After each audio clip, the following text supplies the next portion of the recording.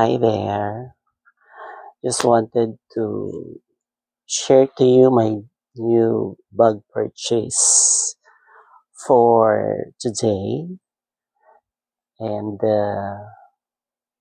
bakit ako nabaliw sa bag? The story behind why I love bags. It's because when I was young, I used to have only my school bag and extra bag isa lang.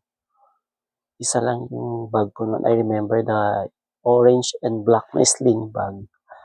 Yun lang yung gagamitin ko. Kasi pag girl ka ganyan, pabili ka sa nanay mo, gusto mo yung bag na pang girl. She doesn't like. Pinilit-pilit ko lang pa that time. So, binilhan niya ako ng isa. So, that girly bag that she bought me, the only girly bag she bought me, yun lang ang naging bag ko for the rest of my life. And then, nag-work na ako, nagtrabaho, bumili ako ng bag, pero hindi na ganito karami. Nung natapos ko yung mga obligations ko sa aking mga pamangkin, it's high time na yung gusto ko naman ang bilhin ko. Sometimes nga sabi na, dami mo ng bag, dami bili-bili, ganyan. But with me kasi, it makes me happy seeing all my collections. By the way, I'm a collector. I collect second-hand bag, pre-love bags, yung mga nabibili mo online, yung mga nagtitinda doon. Siguro a lot of them, dami ko ng friends, naging friends ko sila kasi dami ko nang nabili na bags. And these are all my bags with different brands. Marami dyan, MCM, Coach, ganyan, Esquire,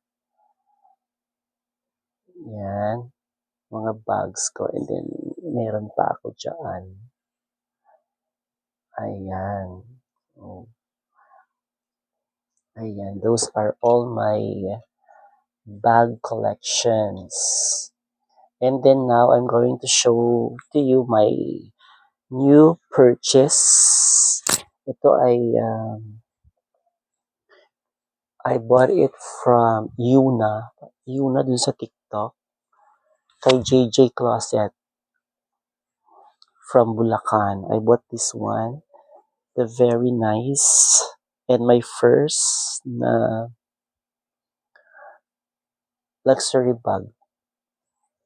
Ayan. Ito yung Fendi. This is my first, my second pala. Meron pala akong dati LV. From pre-love ng aking friend.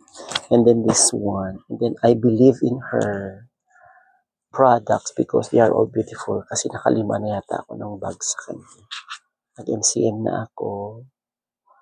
And then, ano pa yung nabili ko sa kanya? Coach. Ang gaganda. So beautiful. And then with this one, nakita ko, ano kaya yun? Sabi ko, nakita ko sa bag. Maganda. And then the price was, oh, hello. Mahal ng price. Para sa akin ha, mahal ng price. Pero pinag-ipunan ko, it's good na LA. Diba? Uso ang layaway. Kaya thanks to her, she's very nice. Ayan. Ito yung aking bagong bag. It's made of leather. And then ito cloth. Ito yung pwedeng labhan kapag madumihan. But still, it's in a pristine condition. It's very beautiful. Very clean. Tsaka one more thing, ang bags niya mabango. So, this is my new purchase. My new Fendi bag. So, they call it it's Speedy or the Boston bag. Ayan. And thanks to her, dahil binigyan niya ako ng magandang klase ng bag. Ayan. And thanks and God bless everyone.